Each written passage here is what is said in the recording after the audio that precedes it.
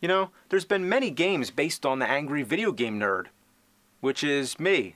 Yeah, all these years while I've been busy playing shitty games, people have been making games about myself. There's been so many games about me, I can't even keep up. Unlike the majority of games I ripped apart, these ones were made by independent game developers, usually single-handedly, all by themselves, and hopefully they will have growing careers and aspire to make better games than a whole company of laughing, joking numbnuts ever could. Another thing that makes these games different from the games I usually play is that I have to play them on a computer.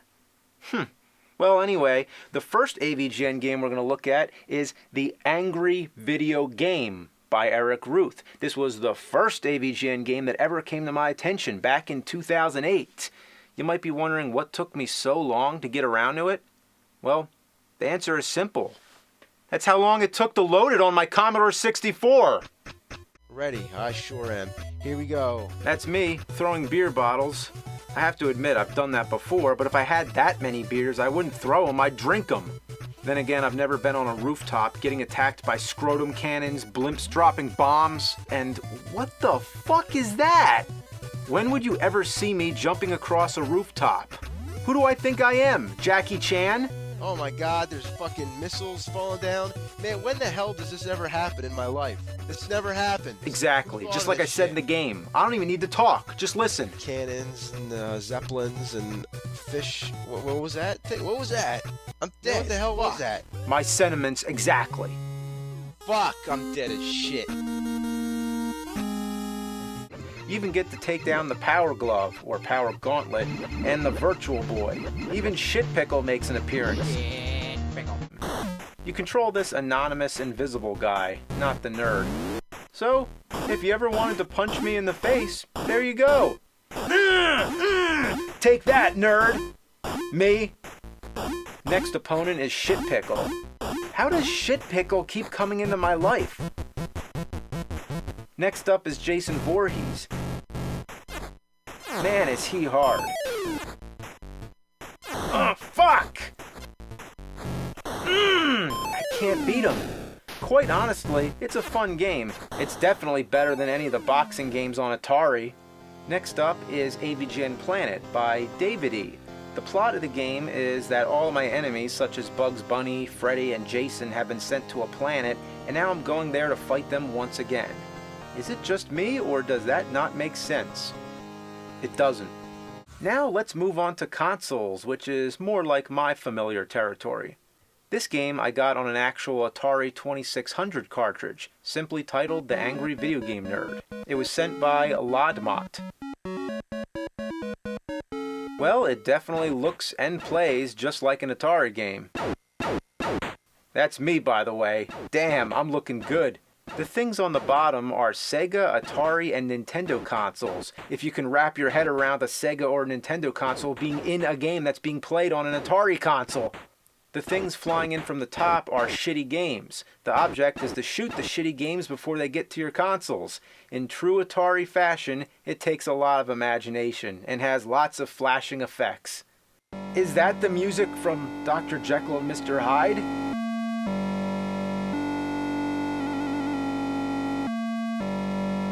All we need is some boom. Give me some boom. Give me some boom. Boom! Yeah! Anyway, let's play some more AVGN games. Hey nerd, since you've been doing AVGN games, how about an AVGN board game? Board games? What is this? Why does everyone always drop in uninvited? Now, come on, this is a great game. Check it out. Angry Video Game Nerd Monopoly by Matthew Nielsen. Everybody knows how to play Monopoly. It's the same thing, but all the properties are games that you've reviewed, nerd. Like Superman 64, Deadly Towers, and Dr. Jekyll and Mr. Hyde. Ooh.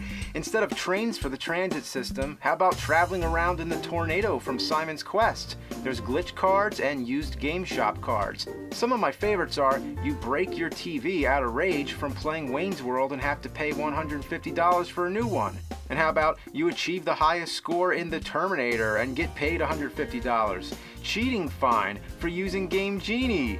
Or check out this one. You revisit Castlevania 2, Simon's Quest. You're revisiting it, so that means you're going backwards and not past the press start panel. Very elaborate way to say go back. Or you accidentally use an Atari Jaguar console as the toilet and the shopkeeper charges you $50 for damages. Where does he get his prices from?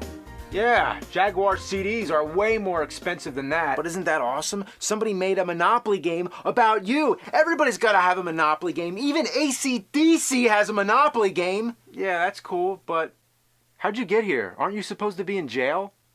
Oh, well, I used a get out of jail free card. Yeah, but didn't you kill your friends or something? That wasn't me. That wasn't me. That was the fucking phone! God, fuck you and everybody! Okay. You know, that guy looks familiar. And at last, we have the recent Angry Video Game Nerd Adventures, also produced by Screw Attack, developed by Freak Zone Games, and officially endorsed by me, which means I better check it out and make sure they didn't fuck it up. In the intro, I get pulled into the TV by my balls. Story of my life. Next thing, I'm inside an 8-bit platformer, getting nagged by Naggy, the patronizing Firefly. Press A to jump? Yeah, thanks. You're a fucking genius. Now leave me alone. My 8-bit self says it all. After the tutorial, you get a selection of stages. Clearly, it's the largest AVGN game yet. I'm using an Xbox controller, and the controls feel 100% fluent. There is no doubt about it, this is a legitimate side-scroller, proving that the genre is still alive and strong. We don't even need to go back to the past. We're still in the past. And why is the music so fucking awesome?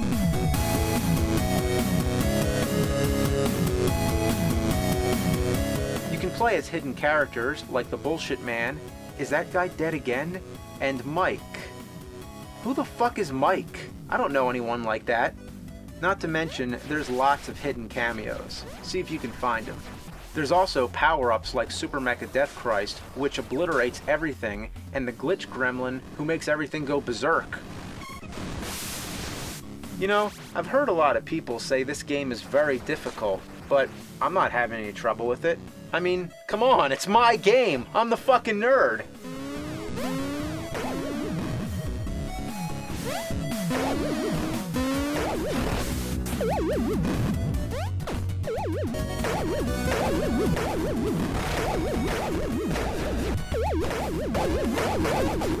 Okay, whoever came up with this is... Exactly, they read my mind. They're an asshole, which means the asshole who made this game acknowledged that they're an asshole and that I'd call them an asshole. You asshole. Great, do I really need to be reminded of Silver Surfer again? Why does everything look like a dick? Oh no, not the where did you learn to fly, bitch. Then there's the happy land where everything is smiling. No matter where I die or how I die, there's always one of these things making fun of me.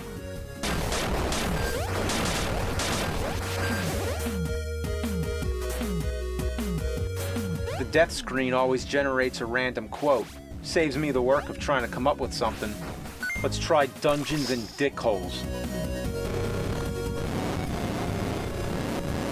Now this is going too far. When I came up with this idea during my Super Pitfall episode, I didn't know somebody would actually create this exaggerated death trap.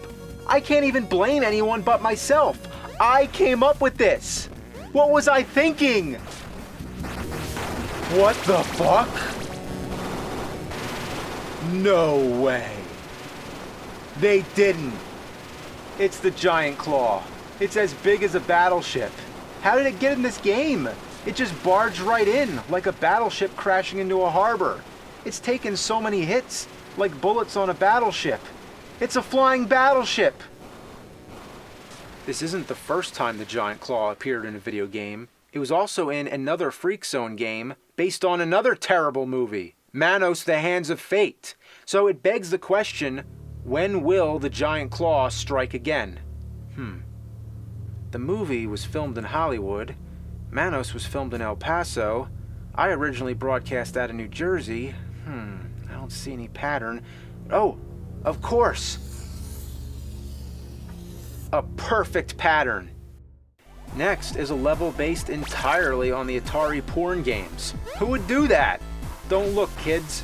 Then there's Assholevania. It's as if you took all the things that were frustrating about the Castlevania games and the Mega Man games and put them all together. The biggest obstacle are these death blocks. You touch them, you die. It's all about getting these patterns down, and there's hardly any room to fuck up. Undershot it. Overshot it. You think there's enough death blocks? Then there's Blizzard of Balls, a Christmas snow level. Nothing says Christmas like shitting chickens. The best part is killing Santa and using his body as a sled. On the polar opposite, we have the Hell level, Thy Farts Consumed, where you fight caca demons.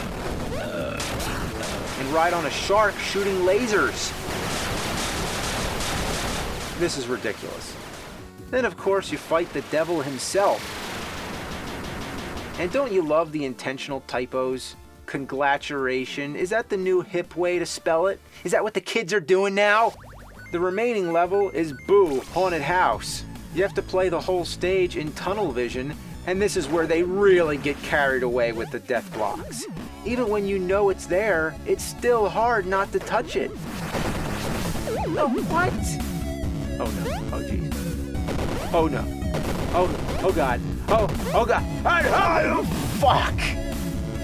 After you've conquered all the stages, one last final stage appears. Laughin' Jokin' Numbnuts, the bane of my existence. This is deliberately designed to be one of the most unfair stages in video game history.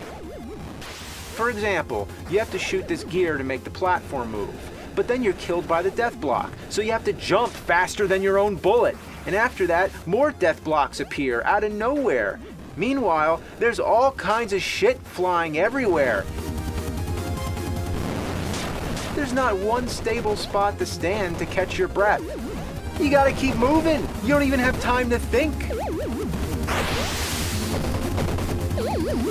Look at this. Look at all these death blocks. I hate them. I hate them as much as the fucking Medusa heads in Castlevania or the grass in Bill and Ted. Every game has its thing, and this one's thing is to piss me off. It was made to piss me off. And at the heart of it all, the final boss, my arch nemesis. It's Fred Fucks. It's the programmer, motherfucking Fred Fucks. Finally, I get to kick his ass. Yeah! Fuck you, Fred Fucks! Fuck you, Fred Fuck! Got him! And the race begins.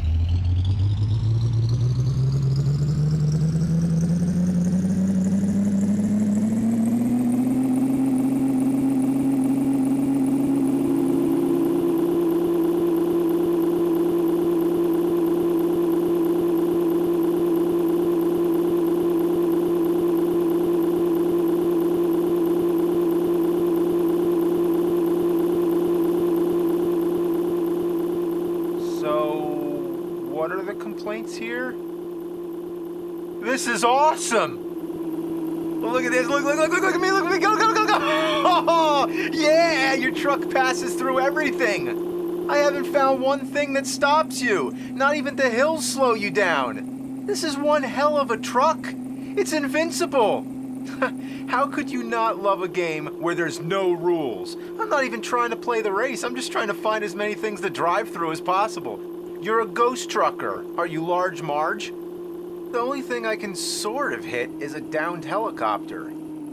Up we go again. Big rigs, over-the-road racing. Over the road is right. It's my way or the highway, and the highway ain't got shit. Oh my God. Look at this. You can go almost at a 90-degree slope. In fact, the slopes seem to make you go even faster. Yes, the truck is giving gravity the middle finger and actually accelerating up the hill. Nothing inhibits your control. You can slow down to a dead stop and then go backwards as you please. The truck just hangs out wherever it wants. It clings to the mountains like Spider-Man. All right, let's go in reverse.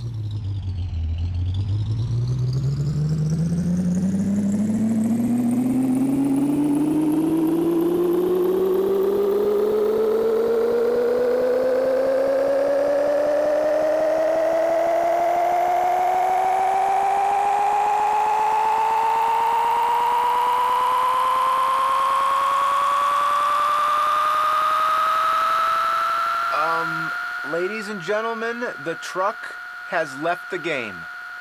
The game is so fucking bad they programmed a way to escape it. And it's not a secret trick or anything like that. All you have to do is keep driving in one direction, and soon enough, you're in limbo. But wait. Let me comprehend one thing at a time here, all right? First of all, why does the truck go faster in reverse than it does going forward? It seems like it accelerates infinitely. How many times have I rolled the speedometer over? I must be going 1,000 miles per hour right now. In reverse, in a big-ass truck. I'm so far away, I can't even find my way back to the game. I've never been this far outside the boundaries of a video game. How do they let you do that? Even in the shittiest games I've ever played, even they stop you when you reach the gray wall of nothing. Even LJN games don't do this shit.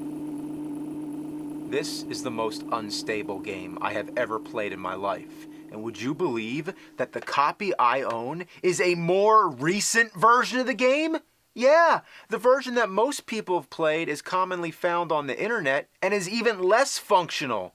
In this version, one of the stages doesn't even work. If you try to pick this stage, it crashes the whole game. Not that it's any loss, it looks the same as any other stage.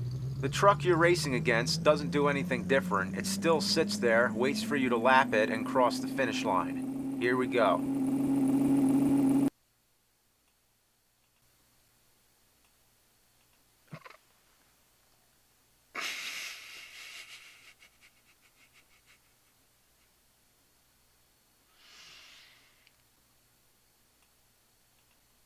Oh, no.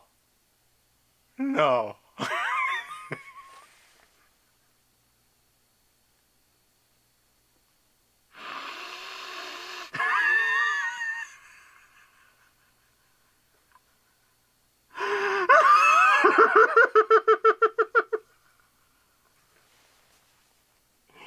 Oh, no. No.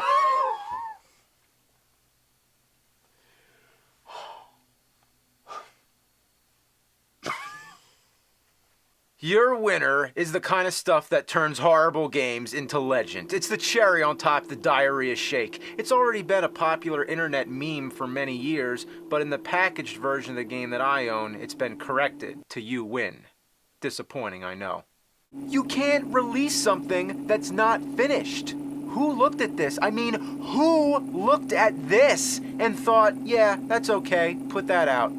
There's credits, which suggest that actual human beings were behind this. More than one. What were they thinking? Why would anyone want their name on this thing? And did any single one of them look at this and think, maybe there's still some work left to do?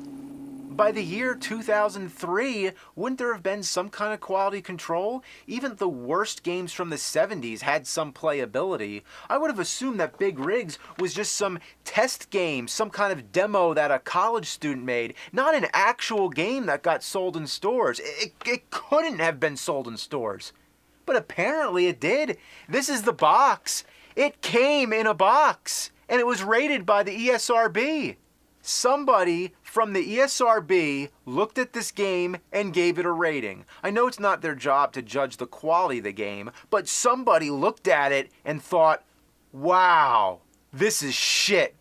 But imagine buying this game thinking it's going to be a cool racing game, then you bring it home and play it and you get this. It's like a cruel prank. They should have recalled this game and gave out refunds. Imagine advertising this sort of thing. Imagine putting a commercial on TV for this shitload of fuck. I wonder what it would have been like.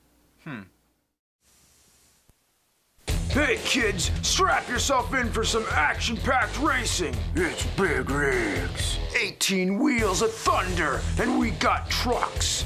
Yeah, trucks.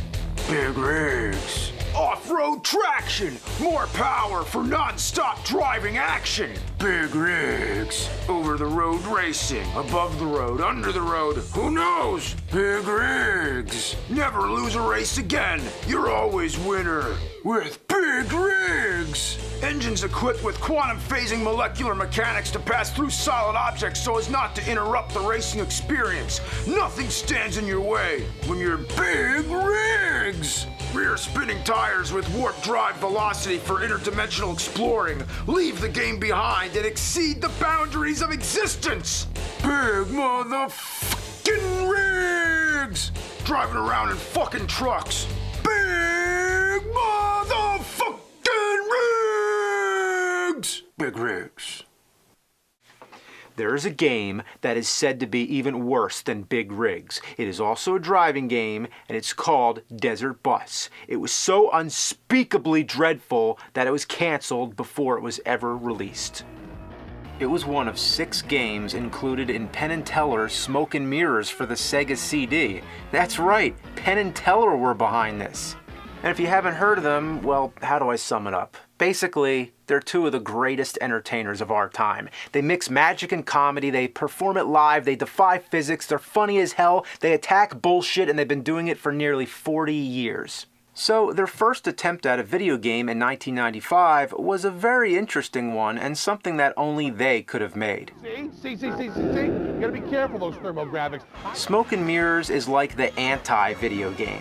It's made up of 6 mini-games that exist for no other reason than to play jokes on your friends. Explaining them all in detail would be a disservice for anyone wanting to try them out for themselves. Of course, the game was never released, but prior to its cancellation, it appeared in Sega Visions magazine and even made the front cover. The true reason it was cancelled was because the company, Absolute, went out of business. But like anything, the game found its way onto the internet and has been circulated, people have played it, and it's become sort of a cult hit. It's one of the strangest collections of games you might ever play. There's a traditional side-scroller where you actually play as Penn and Teller themselves. It's insanely frustrating to figure out what you're supposed to do, but it's hilarious just for the idea that they made their in-game characters so useless. There's a part where an enemy magician is throwing straitjackets at you, and you have to bounce them back using an umbrella. Trying to hit this guy is just as much of a trick as anything Penn and Teller have pulled off themselves. The straitjackets always bounce in the wrong direction. Oh, come on, that didn't count. Overall, the whole game is worth it just for the abundance of Penn and Teller clips. Watching these guys, you can't go wrong. Death move, death move, death move, death move, death move, death move. Kill him! Kill him! Kill him! But then there's Desert Bus. How bad could it be? Let's find out. From Tucson, Arizona to Las Vegas, Nevada. Are we going to Las Vegas to see a Penn and Teller show? I hope. Okay, I'm driving the bus. Come on, bus. Come on, bus. Come on. Okay, slowly but surely, here we go.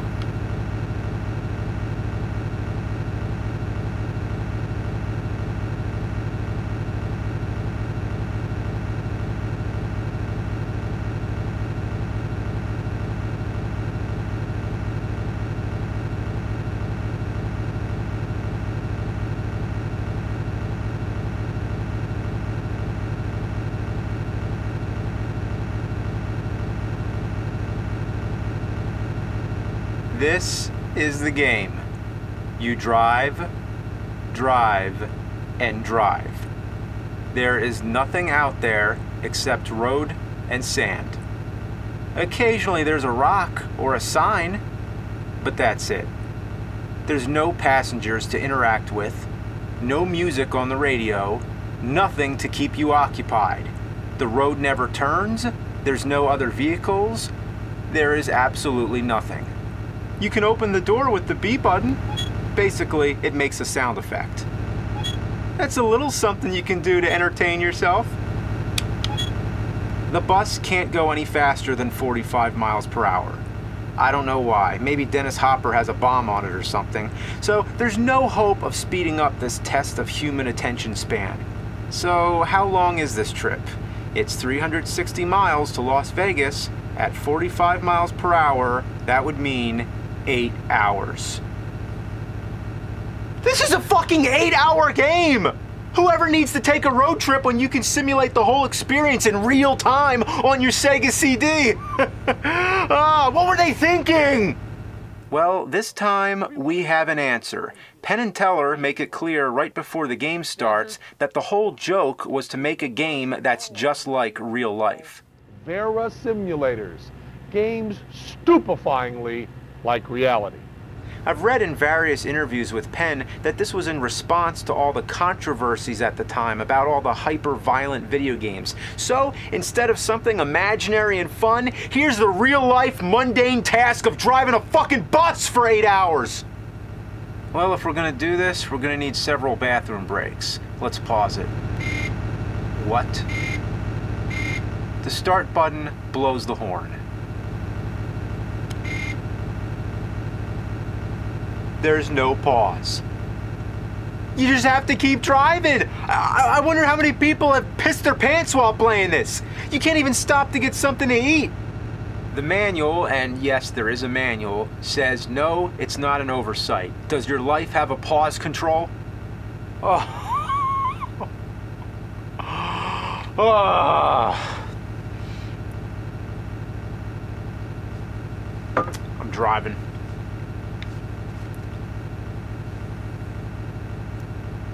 Who could ever sit through this?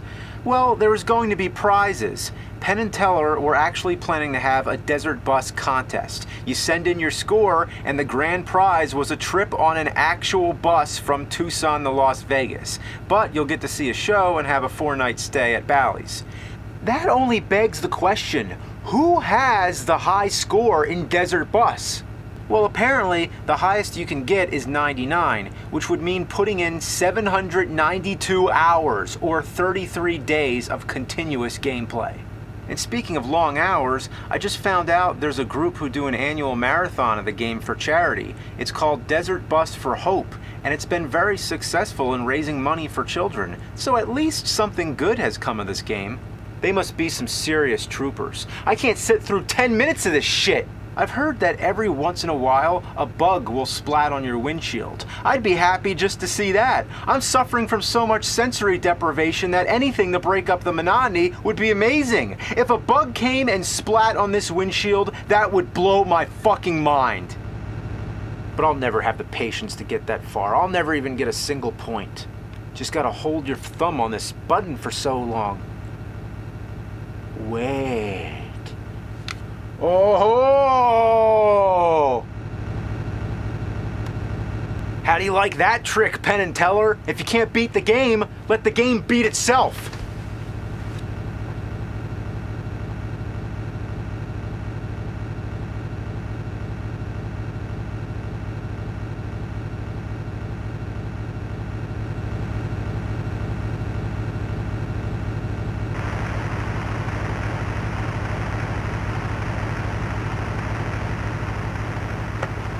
What? The fuck? It's stuck. The bus is stuck in the sand.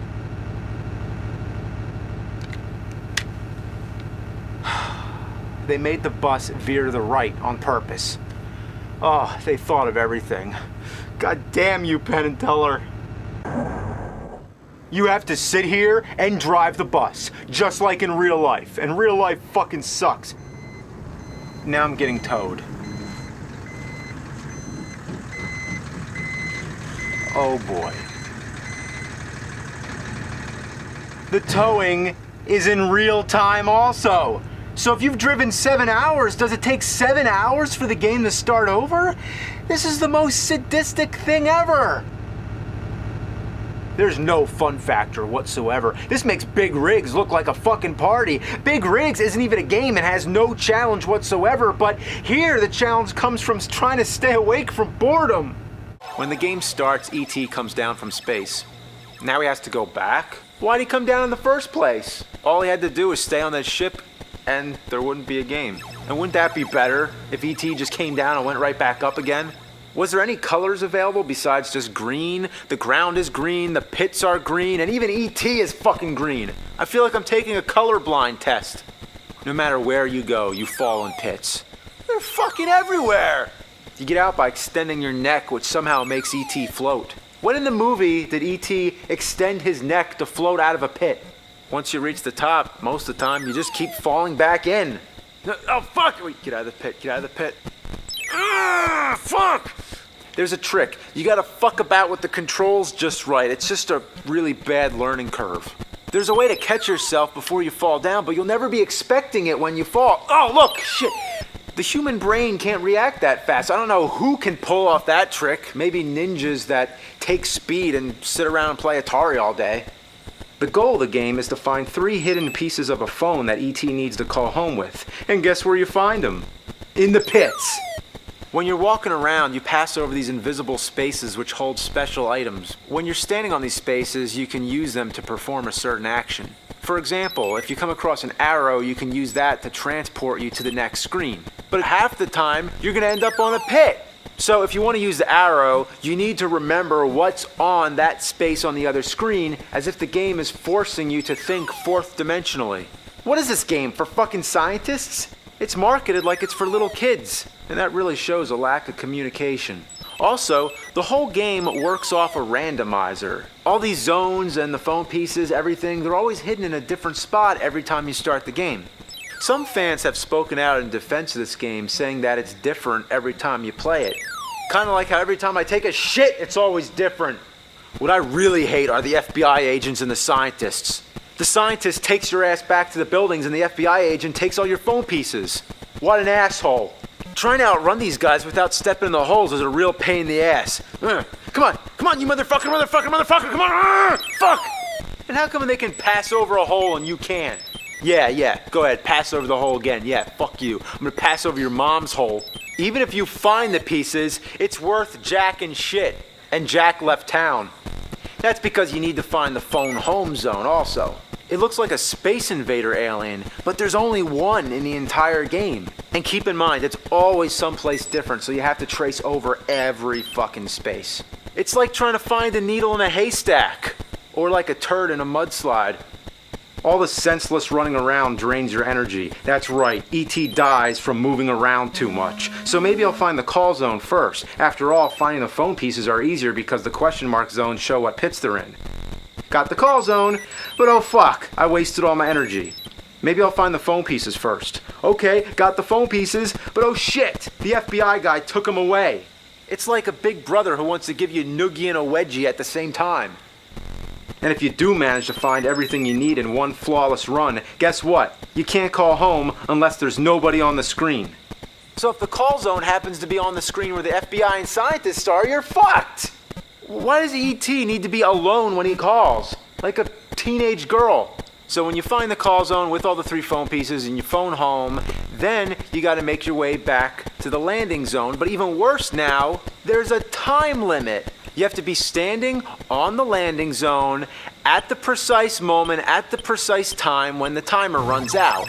And if an FBI agent or scientist walks into the screen, it doesn't work. Why does E.T. need so much privacy? Does he need to tug on his little green beam or something?